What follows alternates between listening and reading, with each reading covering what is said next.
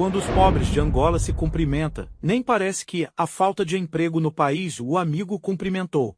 Como vai, chefe? Ele respondendo: estou bem, e você milionário como que estás?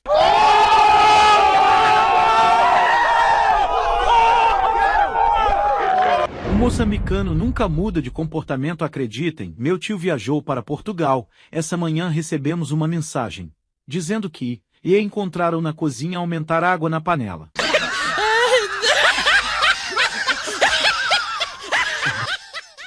Pessoal, agora acredito que Angola superou Moçambique. Escutem, uma mãe liga para o filho e diz: Paulo, onde você estás, meu filho? O Paulo respondeu: eu estou em casa, mãe.